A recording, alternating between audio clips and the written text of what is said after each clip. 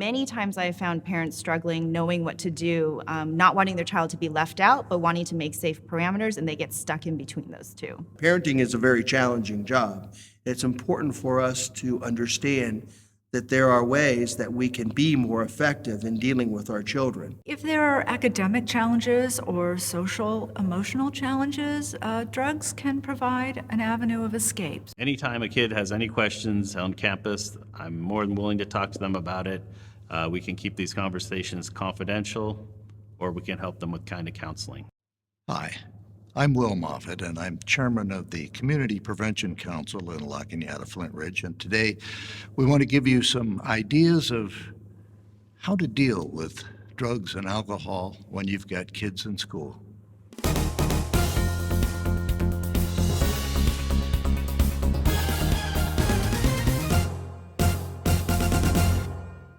Every major city and small town seems to have a task force dedicated to getting drugs off the streets. And our teenagers are at risk. But before we go gung-ho in the war against drugs and substance abuse, we need the facts. Specifically, we need the facts about teens and drug use in our local community. During my time in La Cañada, I have made numerous arrests for possession and sales of methamphetamine, cocaine, marijuana, mushrooms, hash, and prescription drugs. And if you think it's an adult issue, unfortunately, I've also arrested kids for it. The battle to educate is nothing new, and most parents are taking up arms admirably. A large percentage of our youth know the dangers of experimenting with drugs like heroin and cocaine. In fact, they know the dangers well enough to say no, but some don't. One way to help your kid out of an unsafe or uncomfortable situation and protect them from feeling embarrassed for calling mom and dad is to have a special word or phrase set up. For example, your teen can use the phrase, "How did grandma's surgery go?" as a signal that they are in trouble or in a bad situation. At that point, you should tell your kid you'll pick them up or insist that they come home. Another option is the teenager can tell their friends that their parents randomly drug test them, so they can't risk using drugs.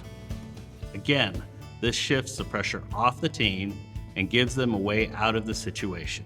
Today's drug use is taking on an entirely new face, the face of prescription drugs. And there are two jaw-dropping facts to realize about these drugs. Fact number one, more teens die from prescription drugs than heroin and cocaine combined because they think prescription drugs are safer to abuse than street drugs. Fact number two, the United States alone represents 5% of the world's population. It also represents 75% of the drugs taken globally. 60% of teens who abuse prescription drugs get them for free from friends and relatives or out of the medicine cabinet in their own homes. Our teens are under the impression that prescription drugs are safe to abuse due to their medical nature. It is imperative we educate them about the danger these drugs, as well as over-the-counter drugs, pose. And smoking is still a problem. Cigarette smoking has declined dramatically over the past decade, but it's still a problem for our youth. When faced with peer pressure and the choice of which drug to try, a cigarette often wins out.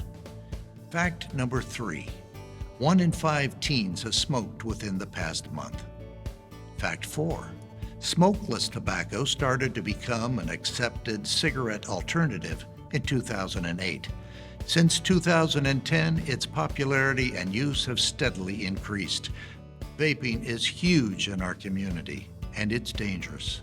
Teens use these devices to inhale nicotine and/or marijuana. Please remember, unless a person is an active military member or over 21, it is illegal to possess any vapes, vape pens, vape juice containing nicotine, cigarettes, rolling papers, or hookahs. Fact number 5. It is estimated that some 6 million children born between 1983 and 2000 will die as adults due to a smoking-related illness. More than 50% of these children will pick up a smoking habit during their teens. Help your teen say no to smoking by giving them a real-life example of what it is to kick the habit for good. Despite preventative measures, some teens opt to try hard drugs. Fact number 6.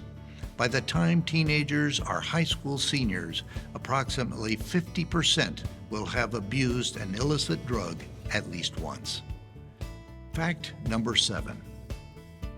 In 2013, more high school seniors used marijuana on a regular basis than cigarettes.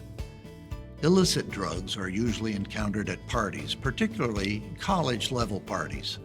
The best defense is education. Fact number 8. Blues, aerosols, and household items are some of the most commonly abused and underdetected substances that teens try. Fact number 9. 54% of high school seniors don't view the regular use of steroids as harmful or addictive. Fact number 10. You can make a difference.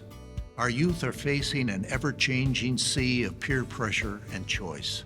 Perhaps the hardest-hitting fact about teens and drug use is this: your continued support and understanding can be the single thing that saves them from a life destroyed by substance addiction and abuse. There's no question that raising children is the most difficult job that any of us as parents ever experience. There's no instruction manuals and the rules are constantly changing. Our children face many challenges regarding the choices that they have to make. Choices around substance abuse, choices around time with friends, choices around meeting expectations within the family. First of all, we have to evaluate what type of parent we are. Am I the parent who spends a lot of times focusing on rules and expectations? Or am I the type of parent who takes more of a my child will figure it out mentality? As a parent, it's important for us to find an effective balance between rules, boundaries, and structure, and also spending time with them to let them know how much we love, appreciate, and believe in them and their ability to be successful. The most important piece of any positively reinforcing structure in the home is consistency. Most of us as parents struggle to know how to effectively create consequences.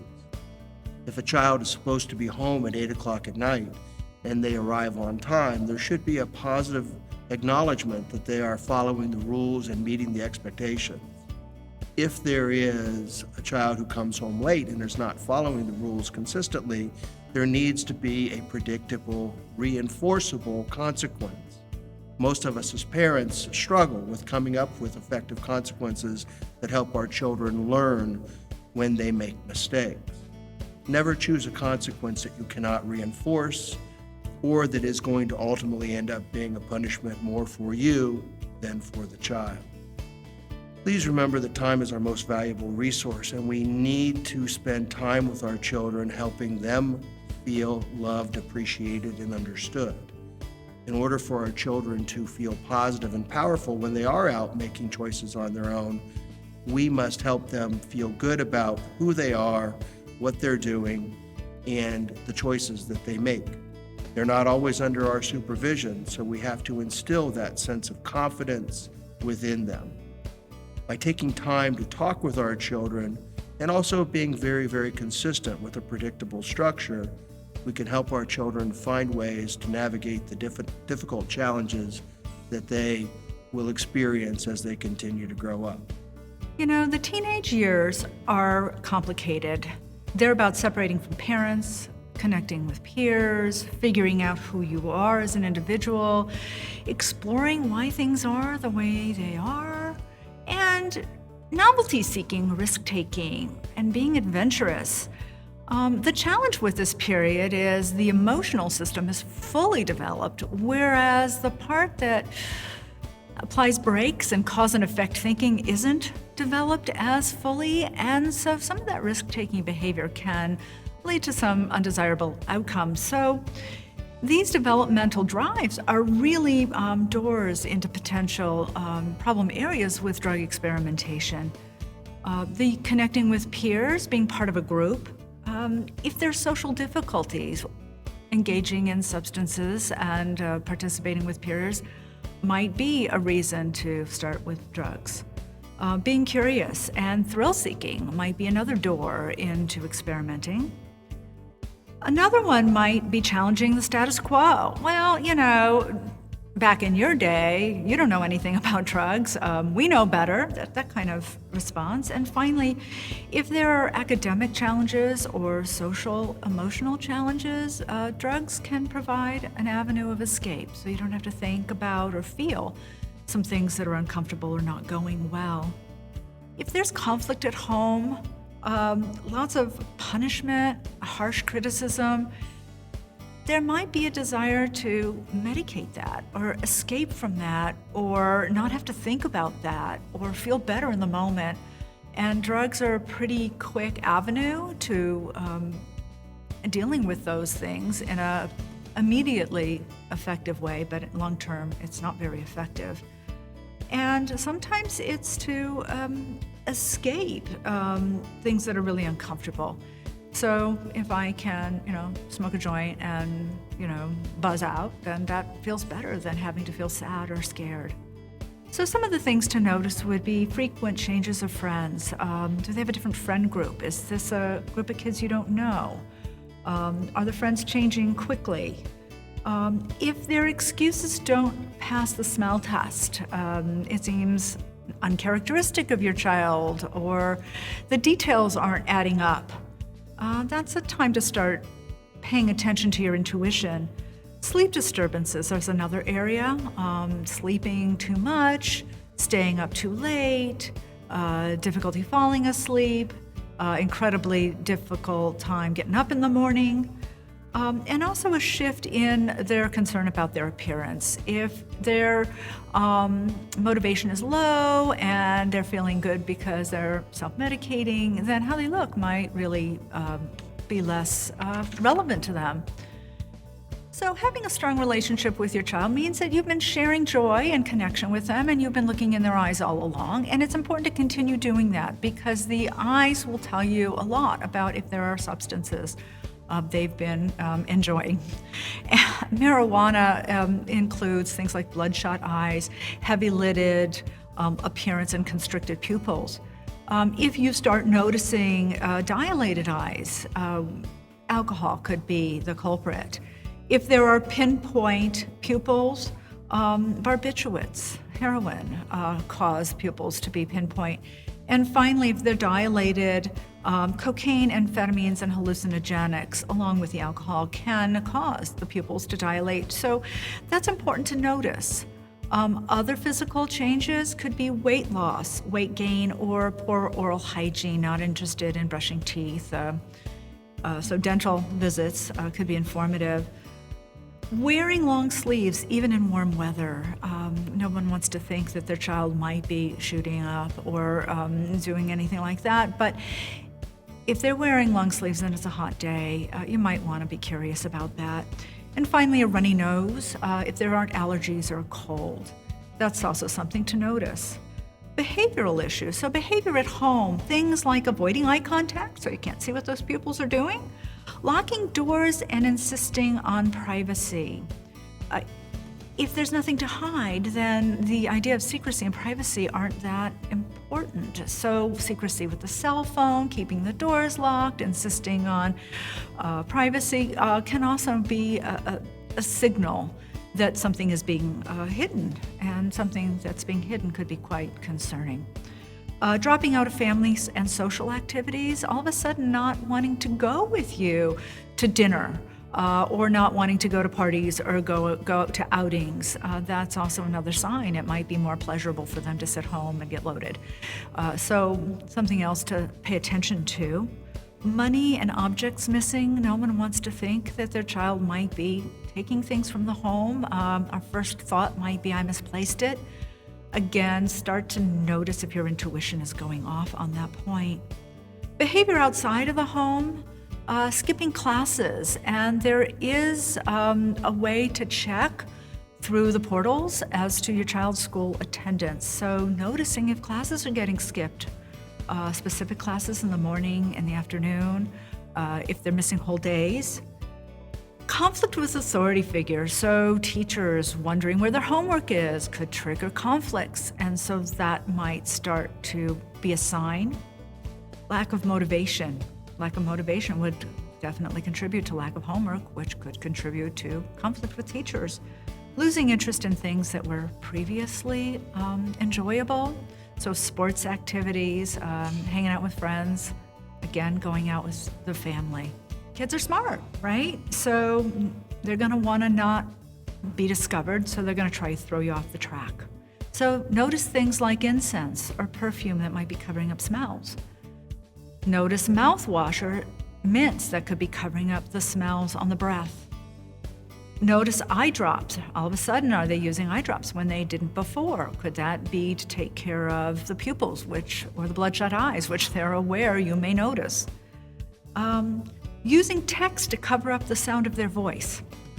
If they're loaded or drunk, they may not want you to be able to pick up the signs, and they may be using that as a cover-up.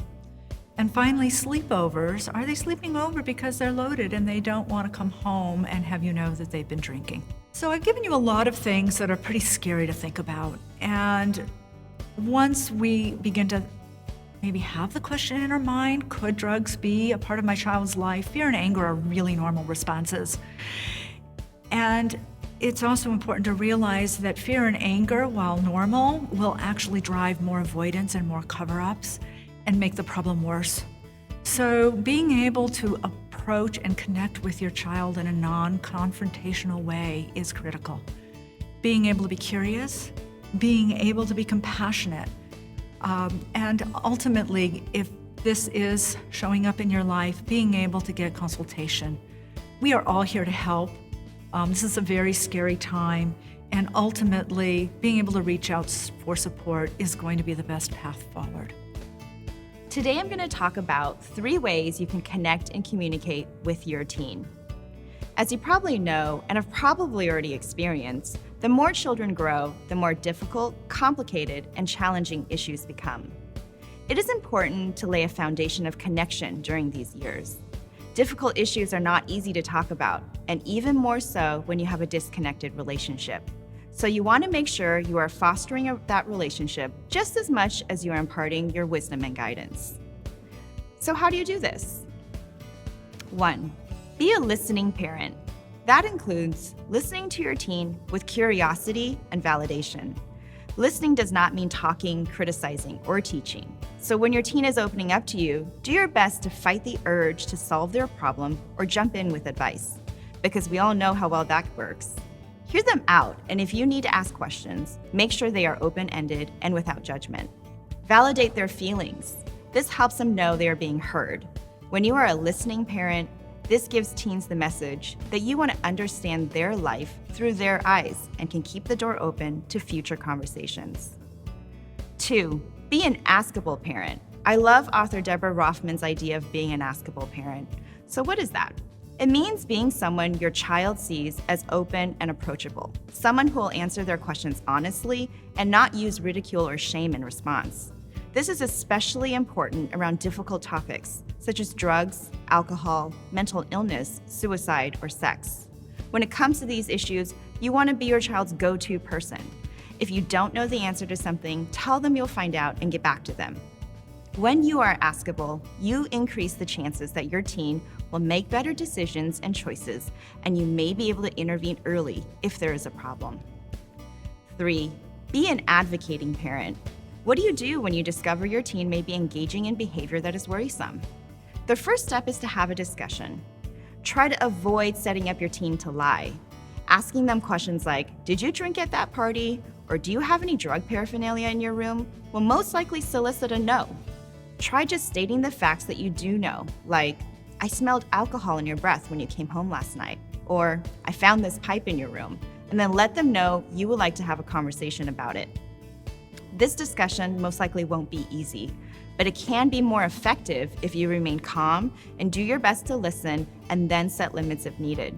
Sometimes parents have the urge to jump quickly to consequences, which can escalate emotions on all sides. This can get in the way of assessing the situation and getting help for your teen. focus on finding out the information and advocating for their needs. If you find that the behavior you're seeing is concerning or want to get some more support on assessing the situation, consult a professional. Remember, as you go through this journey with your teens, communicating about difficult things can be easier and more effective when you focus on building connections with them. It's up to you to make a difference. And if we all work together toward the same goal, we can build a strong community that sees a steady decline in teen drug use. Thanks.